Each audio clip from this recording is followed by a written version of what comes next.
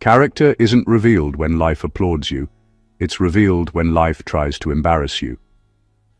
There's a moment in everyone's life where chaos knocks loudly, disrespect shows up uninvited, and the world expects a messy reaction.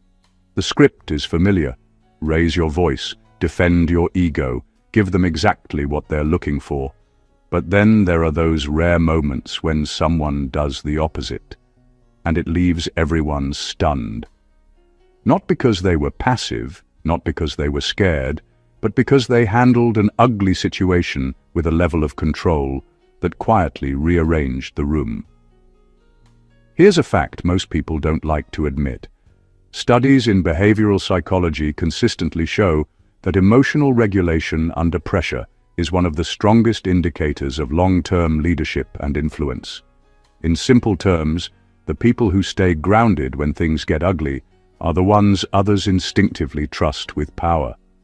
Not because they talk the loudest, but because they don't lose themselves when provoked. That kind of restraint is not accidental. It's trained, it's earned. And let's be honest, grace under pressure is not natural. Human instinct prefers chaos, sarcasm, and the perfectly rehearsed comeback you think of 3 hours later in the shower. So when someone responds with calm, precision, and dignity in the middle of nonsense, it short-circuits expectations. People don't just notice it, they replay it, over and over. How did they not lose it? Becomes the unspoken question hanging in the air. This isn't about being fake nice or pretending things don't hurt. It's about a deeper kind of power, the kind that doesn't need to prove itself, doesn't need an audience, and doesn't need permission. Today, we're breaking down exactly why the way you handled that ugly situation left people amazed, slightly uncomfortable, and secretly taking notes. Because power and grace, when used together, are impossible to ignore. Number 1. You refused to become what the situation demanded you be. The situation wanted a version of you that you've outgrown. It wanted noise, sharp words, ego, and a reaction that could be easily judged, replayed, and used against you. It wanted you emotional, defensive, and small enough to fit inside its chaos. And the most powerful thing you did was deny it that satisfaction. You didn't rise to the ugliness because you understood something most people learn too late. Not every invitation deserves your attendance. What made this moment different is that you felt everything. You weren't numb. You weren't disconnected. You were aware of the disrespect, the tension, the unfairness of it all. But instead of letting the moment shape you, you chose to shape your response. That takes strength people rarely acknowledge, because restraint doesn't look dramatic. It doesn't trend. It doesn't come with instant applause. But it leaves a lasting impression that noise never could. Most people don't realize how often situations try to negotiate your identity. They whisper, "This is who you need to be right now to survive this." Angry, bitter, petty, loud. You heard that whisper and said no. You understood that once you act out of character, even for a moment, you hand your power away. You become predictable, manageable, forgettable. You refused that trade. What stunned people wasn't just your calm, it was your consistency. They expected a crack, a slip, a moment where you'd abandon your values under pressure. Instead, you stayed aligned. That's rare. And rarity always draws attention. When someone can stand in an ugly moment and still choose integrity, it forces everyone watching to confront their own lack of control. You didn't walk away because you were weak. You walked away because you were anchored. You knew who you were before the situation started, and you made sure you were the same person when it ended. That kind of self-command can't be faked, and it can't be taught overnight. It's built quietly, choice by choice, until one day it shows up when it matters most. And that's why people were amazed, because you didn't just handle the situation, you mastered yourself. Number 2, you chose self-respect over public approval. When the situation got messy, The easiest thing would have been to perform for the crowd, to shout back, to make sure everyone knew exactly who was right and who was wrong. The temptation to prove yourself is universal. Humans are wired to seek approval, to collect nods and claps as proof that we belong, that we matter. But in that moment, you chose differently. You chose yourself over the applause, your dignity over the social scoreboard, and that's what separated you from everyone else. It wasn't about being proud or stubborn. It was about understanding that external approval is fleeting, often manipulative, and rarely worth the cost. The people watching aren't invested in your growth. They're invested in their entertainment, in seeing sparks fly, in the drama that validates their own insecurities. You recognize that performing for them would mean sacrificing your own integrity. You decided that you would rather stand alone with respect intact than win 1,000 fleeting nods at the expense of your own principles. This choice wasn't easy because it went against the most basic human instinct, the need to be liked. But real strength is doing what is right, not what is popular. While everyone else was scrambling for reactions, you were operating on a higher level. You acted like someone who understood that self-respect isn't negotiable and that anyone who tries to measure your worth has already failed to grasp it. By choosing self-respect, you rewrote the rules of the interaction. People noticed the difference immediately. It's subtle, but unmistakable. The way you held yourself, the way your calm radiated confidence, the quiet way you ended the situation without feeding into it. It left an impression far stronger than any loud argument ever could. The truth is, those who chase approval constantly remain tethered to the whims of others. You, on the other hand, were untethered. You proved that protecting your own value isn't selfish, it's powerful. And in that choice, people didn't just see someone handling a situation. They saw someone who refuses to compromise their worth, and that's a kind of authority that commands attention without saying a word. Number 3. You understood that reacting fast is usually reacting weak. In the heat of an ugly situation, the world pressures people to respond immediately, as if speed is a measure of strength. Most people rush to react because they feel that silence equals surrender, or that hesitation is a weakness. But what you did was different. You recognized that rushing is often the path to regret, that a fast reaction is usually an uncontrolled reaction, and that control is the true measure of power. You paused, assessed, and acted with intention rather than instinct, and that's what left everyone stunned. When emotions run high, the instinct is to defend, attack, or outshout the opposition. That's the default mode. It's what most people do, and it's why the aftermath of heated moments is often messy, filled with regret, and remembered more for mistakes than victories. You, however, understood the value of timing. You knew that a thoughtful response carries far more weight than an immediate one, and that the world often underestimates the power of someone who can wait calmly while everyone else is losing control. By holding back, you gained clarity. You didn't just react to what was happening in the moment. You saw the bigger picture. You noticed motives, patterns, and weaknesses that others were too busy shouting over to see. That calmness became a form of unspoken authority, a signal that you were operating on a level that the situation didn't expect. It made your eventual response feel deliberate, precise, and devastatingly effective without ever seeming aggressive. Reacting fast may give temporary satisfaction, but it rarely changes the narrative in your favor.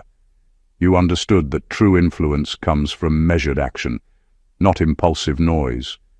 By staying grounded, you turned the situation on its head. People expected chaos, and instead they witnessed control. That contrast alone commanded attention. You didn't just survive the moment. You orchestrated it without anyone realizing it. In that restraint, you displayed something rare, the kind of power that doesn't need to prove itself loudly because its strength is self-evident. Number 4. You didn't confuse being right with being wise. In the middle of that ugly situation, most people make a critical mistake. They equate being right with winning. They chase the argument, point out every flaw, and insist on proving themselves, as if correctness automatically commands respect. You didn't fall for that trap. You understood something few people ever grasp. Being right is temporary, but being wise shapes outcomes and leaves a lasting impression. That's what set you apart and made everyone stop and take notice. Being right is loud. It demands attention. It's immediate gratification. But wisdom is quiet, strategic, and often invisible at first. You could have escalated, shouted, and listed every grievance in perfect order. You could have won the debate but lost the room. Instead, you measured the consequences of your actions. You realized that proving a point often doesn't solve the problem. It only feeds ego and fuels the chaos. By choosing wisdom, you acted in a way that preserved your dignity while subtly guiding the situation toward resolution, or at least leaving it powerless to drag you down. There's a difference between being right and being effective, and you embodied that difference flawlessly. People often mistake aggression for authority, but authority comes from the ability to see beyond the moment, to act with foresight, and to influence outcomes without unnecessary conflict. You didn't need to dominate the conversation to control it. You didn't need to win an argument to win the respect of everyone watching. Your wisdom allowed you to rise above the noise, to operate on a level that others couldn't reach in their reactionary state. What made it even more remarkable was that you did this naturally. There was no performance, no calculated show of superiority. It was simply a choice rooted in clarity and experience. You let the situation unfold without letting it define you, and in that restraint you demonstrated a power that is rarely seen, the kind that doesn't need validation because it already knows its own strength. You didn't just handle the moment, you elevated it, proving that true influence comes from wisdom, not correctness. Number 5, you let people reveal themselves without interrupting the process. In that ugly situation, most people feel the urge to jump in, to intervene, to try and control how the story unfolds. They think they need to defend themselves or correct every misstep immediately. You didn't. You understood something that very few truly grasp.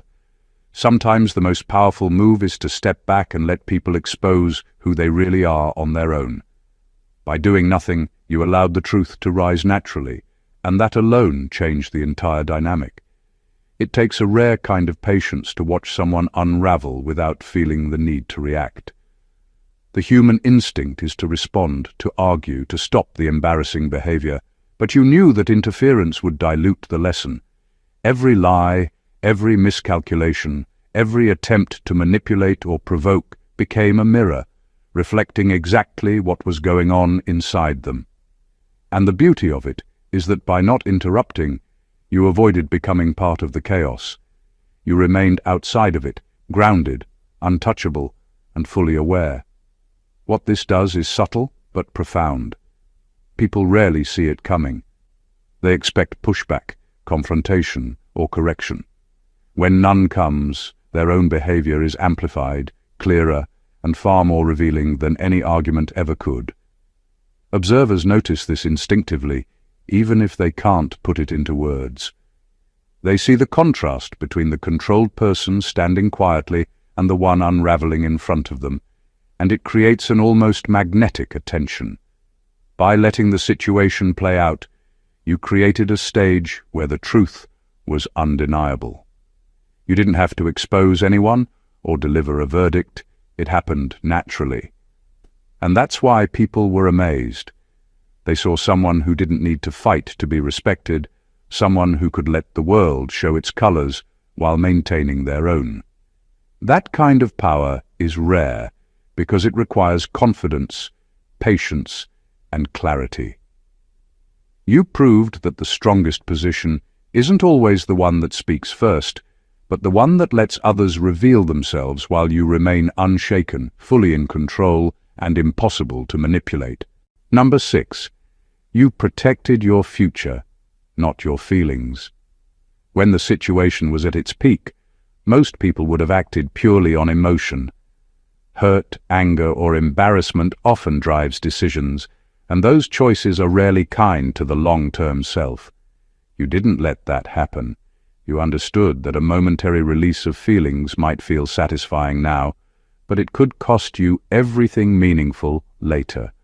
You acted not for immediate comfort or validation, but for the future version of yourself who deserved better outcomes, respect, and freedom from regret. Protecting your future over your feelings requires a level of discipline that is almost invisible to those around you. Emotions scream for attention. They are loud, urgent, and convincing. Most people respond to them instinctively, then spend years cleaning up the consequences. You, however, recognized that the real victory isn't in feeling better instantly. It's in making a choice that keeps you strong, capable, and untouchable over time. That awareness changes everything. By prioritizing your future, you made decisions that weren't reactive but intentional. You didn't lash out. You didn't burn bridges you might later need to cross.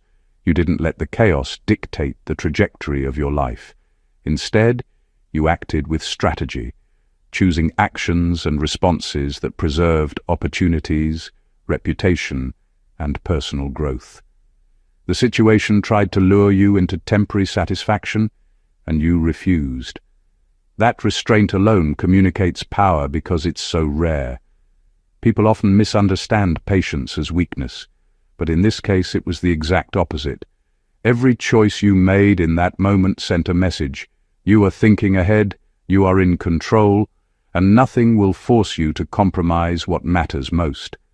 You didn't just survive the situation, you ensured it couldn't harm your path forward. What most fail to see is that the ability to prioritize future stability over present emotion separates those who are truly strong from those who are merely loud. You proved it decisively. Your actions weren't for the applause or the temporary satisfaction of being understood. They were for the person you are becoming. That's the kind of power that leaves people in awe, because it's the kind that no one can take from you. Number 7. You recognized that dignity is louder than defense.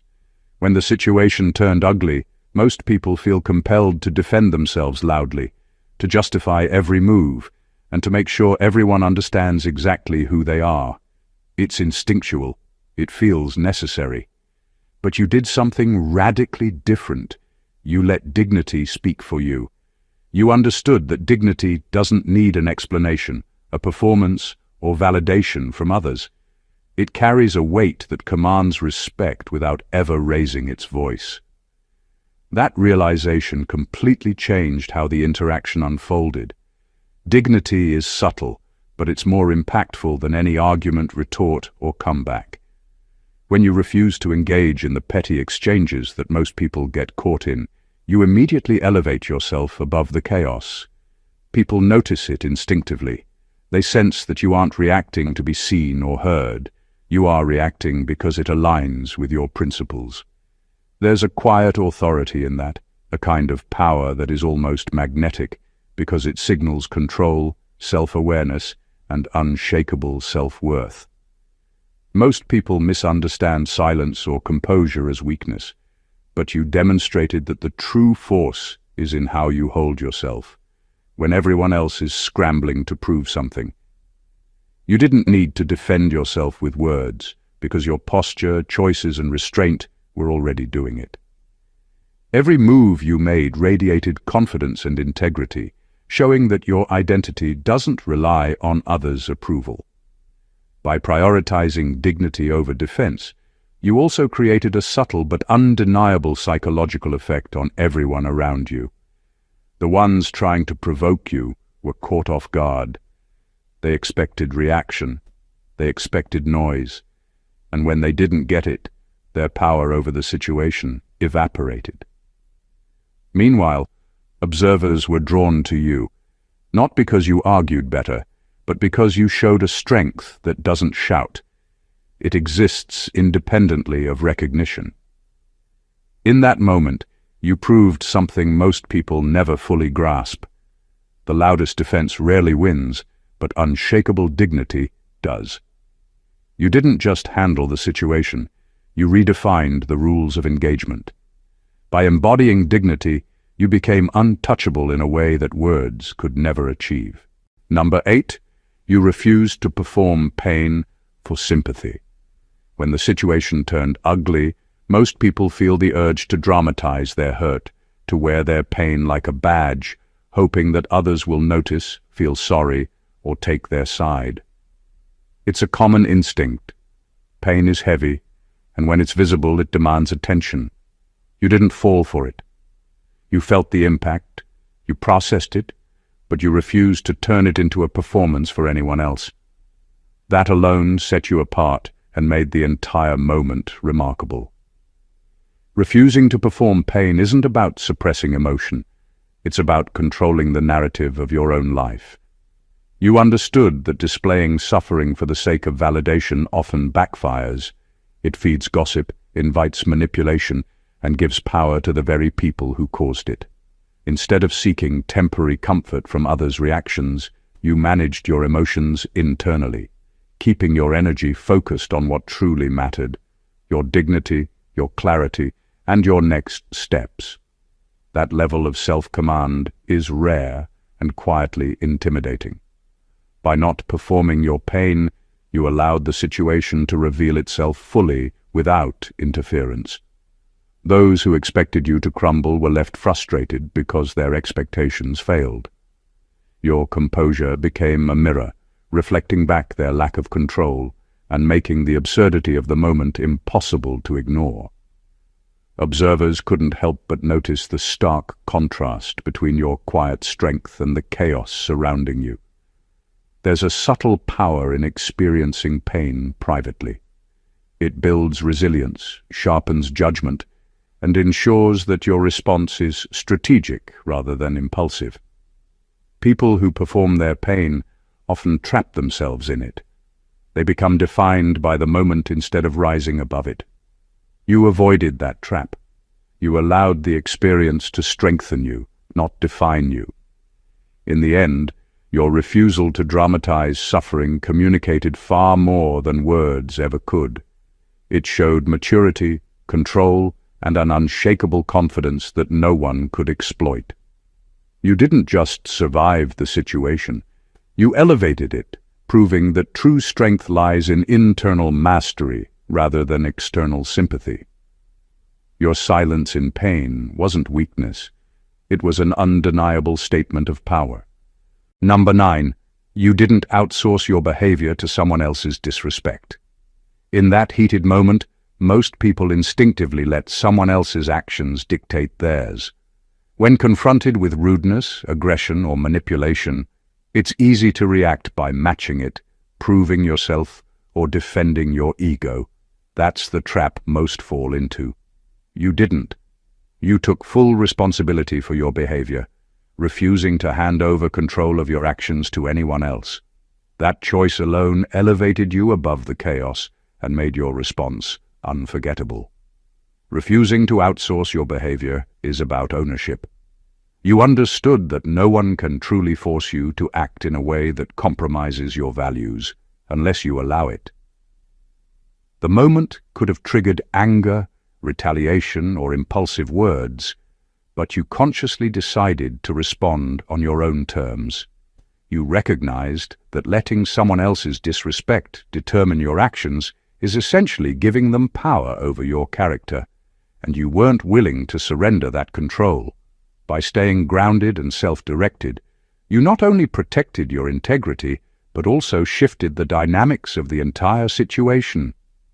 People who were trying to provoke you realized their usual tactics didn't work. The ones observing noticed a striking difference. While others might have spiraled into defensiveness or drama, you operated with precision and calm, fully aware that your behavior was your own and not a reactionary performance dictated by someone else. This level of self-command is rare because it requires constant awareness. You have to recognize the triggers, resist the pull of instinctive reactions, and stay rooted in your values while chaos swirls around you. Most people fail because it's uncomfortable to maintain control in moments that demand it most. You, however, treated it like a discipline, not a choice. By owning your actions completely, you demonstrated a type of power that is invisible but undeniable. You didn't just respond, you controlled the narrative of your own behavior. In doing so, you proved that true strength isn't about overpowering others or retaliating. It's about refusing to let anyone else dictate the way you exist in the world. That's a form of authority few ever achieve, and you displayed it flawlessly. Number 10. You understood that composure is not weakness. It's discipline. In the middle of chaos, most people mistake calm for passivity or indifference. They think if someone isn't shouting, reacting, or proving a point, they must be weak or uninvolved. You proved exactly the opposite. You understood that staying composed in an ugly situation isn't about pretending nothing matters. It's about exercising control over yourself when everything around you is trying to pull you off balance. That is discipline, and discipline is a power most people never learn to master. Composure isn't natural for most. When provoked, the instinct is to react immediately, to let adrenaline dictate your words and actions. It feels satisfying in the short term, but it rarely serves the bigger picture. You knew this and made a conscious choice to stay grounded.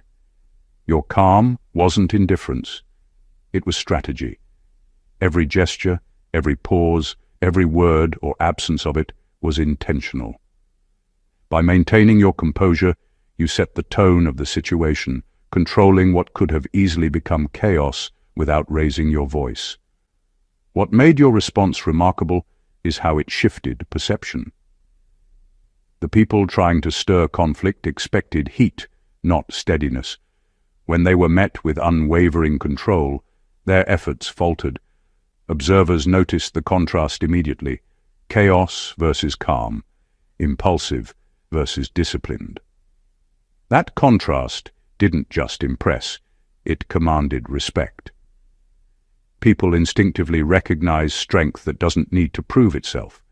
Discipline in moments of pressure also signals self-mastery. It shows that you are not a product of circumstance, that you answer to your own principles, not the whims of the situation.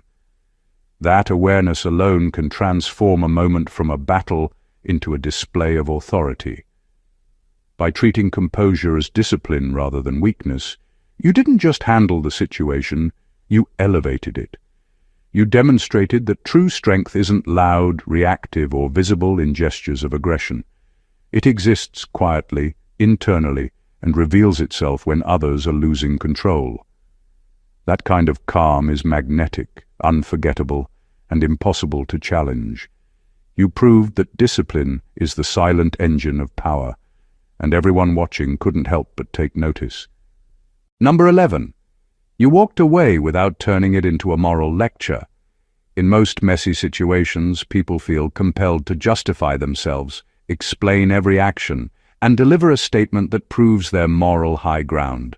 They craft speeches, point out flaws, and try to make sure everyone understands the truth from their perspective. You didn't do that. You understood that walking away without turning it into a moral lecture is one of the most powerful acts someone can perform. It signals strength, clarity, and an unshakable sense of self that words alone could never convey. Walking away is more than leaving a situation physically. It's refusing to be dragged into battles that don't serve your growth or your integrity. By not lecturing, you avoided the trap of proving your righteousness, which almost always benefits the other side more than it benefits you. Most people mistake silence or exit for weakness, but in reality, it is a form of authority. It shows that your time, energy, and focus are not negotiable, and that you operate on your own standards rather than being pulled into someone else's drama. There is also an elegance in leaving without explanation. It forces the other side to confront themselves without your commentary guiding them. They are left with their own contradictions, their own behavior, and their own failure to control the narrative. Observers notice it instinctively. They see the person who remains unshaken and the person who can't control themselves. That contrast alone leaves a lasting impression, far stronger than any speech or argument could. Walking away without moralizing is also a statement of self-respect. You chose to protect your energy, your dignity, and your focus rather than trade it for temporary validation. It demonstrates that your actions are rooted in purpose, not reaction. People rarely forget it when someone can leave a messy situation completely untangled and unshaken. You didn't just end the encounter, you transformed it. By refusing to turn it into a lecture, you turned your exit into a display of power and control, one that communicates more than words ever could. It's a level of strength and awareness that leaves everyone watching quietly amazed. Number 12. You didn't need closure from people who caused the damage. When something ugly happens, most people instinctively chase closure. They want explanations, apologies, or at least some acknowledgement that the wrong they experienced is recognized. It feels like a necessary step to move on. You didn't fall for that trap. You understood that waiting for closure from those who caused the damage is a gamble at best and a surrender at worst. You took the power back by creating your own closure, on your own terms. Not needing closure is about independence. It's about recognizing that other people's words, actions, or acknowledgement are not prerequisites for your peace. You didn't allow someone else's refusal, denial, or manipulation to dictate how you process the situation or dictate the timeline of your recovery. By taking responsibility for your own sense of resolution, you removed their influence entirely. That's a kind of power that is rarely seen but deeply felt by anyone paying attention. Most people who chase closure end up stuck. They replay conversations in their head, obsess over motives, or wait for the right apology that might never come. You bypassed that cycle entirely. You didn't need validation, explanation, or recognition to move forward. You decided your peace and your understanding of the situation mattered more than anyone else's input. That choice alone made the damage lose its grip on you. There's also a psychological edge in not needing closure. It removes leverage from anyone who thinks they can control you through guilt, manipulation, or lingering tension. By stepping away mentally and emotionally, you took the narrative into your hands. Observers notice it. There's an unmistakable calm in someone who doesn't need anyone else's permission to feel whole, and that calm carries authority. You didn't just survive the situation, you neutralized it. By refusing to rely on closure from others, you proved that your growth, peace, and strength are self-generated. You turned what could have been a lingering wound into a demonstration of independence and unshakable control. That is the kind of presence that leaves everyone silently impressed, and often quietly intimidated. Number 13. You allowed growth to matter more than revenge. In moments of conflict, most people instinctively think about payback. When someone hurts you, embarrasses you, or tries to undermine you, the first reaction is often to retaliate, to make them feel the same pain, to even the score. You didn't follow that path. You understood something that is rare and transformative. Revenge is temporary, but growth lasts a lifetime. You chose to invest in yourself rather than in proving a point, and that choice turned a messy situation into a moment of power. Choosing growth over revenge requires incredible foresight. Revenge is loud, dramatic, and satisfying in the short term, but it rarely changes the reality of the situation or elevates the person delivering it. Growth, on the other hand, is quiet, deliberate, and lasting. By focusing on your own development, You ensured that the experience strengthened you rather than consumed you. Every insult, every provocation, every ugly moment became an opportunity to learn, to refine your judgment, and to sharpen your sense of self. What made your approach remarkable is that it left everyone watching stunned. They expected retaliation, an emotional eruption, or a public showdown. Instead, they saw someone who wasn't tethered to petty grievances, someone whose focus was higher than the moment's drama. That level of self-mastery is magnetic. People instinctively respect someone who doesn't stoop to fight every battle, but rises above it with strategy, patience, and awareness. By prioritizing growth, you also reclaimed control of your narrative. You refused to let someone else's negativity dictate your behavior, your energy, or your trajectory.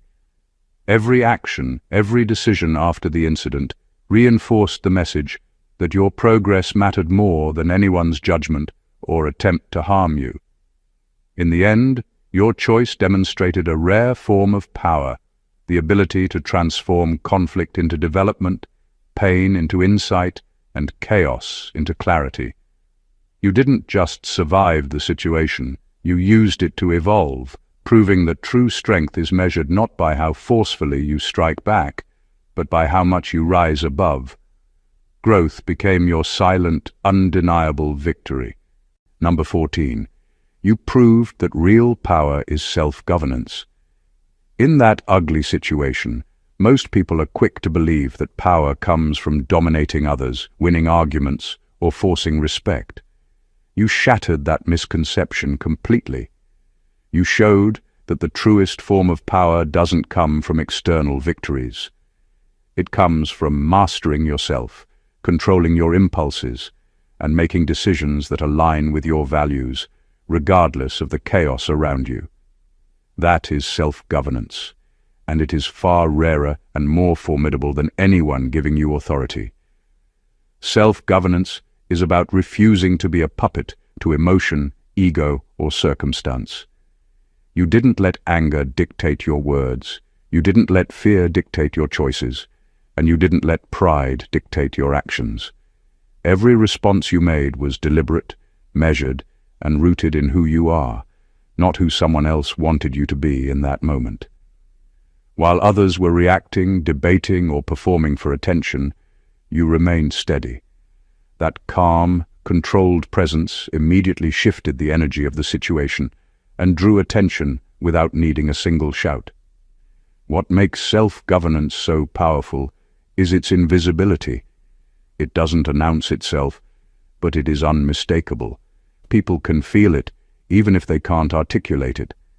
They notice that no one can push you into chaos, manipulate you into submission, or provoke you into weakness. That silent authority creates a gravitational pull around you. It commands respect without demanding it. By mastering your own behavior, you also took control of the narrative. No one else's actions or words could define you. You decided the tone, the limits, and the outcome of your experience. That choice turned a potentially messy encounter into a demonstration of unmatched strength. In the end, you didn't just handle the situation. You transformed it into proof that true power is internal, not external. It isn't about defeating someone else. It's about defeating the impulse to lose yourself. By governing yourself, you set a standard that no one could challenge, showing that the person in full command of themselves is unstoppable. That is the essence of real power, and you displayed it flawlessly.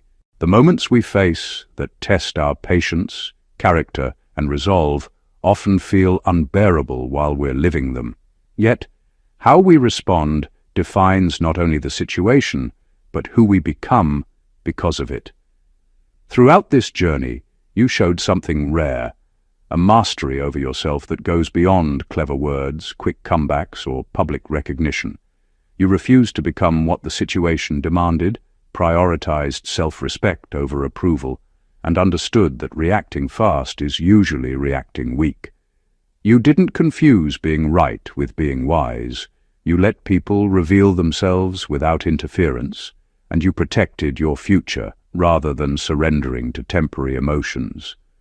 You embodied dignity over defense, refused to perform pain for sympathy, and took full responsibility for your behavior without outsourcing it to anyone else's disrespect. You demonstrated that composure is discipline, that walking away without moralizing carries more weight than any speech, and that closure is something you create for yourself, not something you wait for from others. You valued growth over revenge, and above all, proved that real power lives in self-governance. Every choice, every pause, every silent assertion of your principles built an invisible authority that no one could challenge, a presence that commands respect without shouting for it. The lessons here are simple in words but profound in practice. Strength is quiet, control is deliberate, and integrity is non-negotiable. The true power comes from mastering yourself, not from dominating others or winning temporary battles.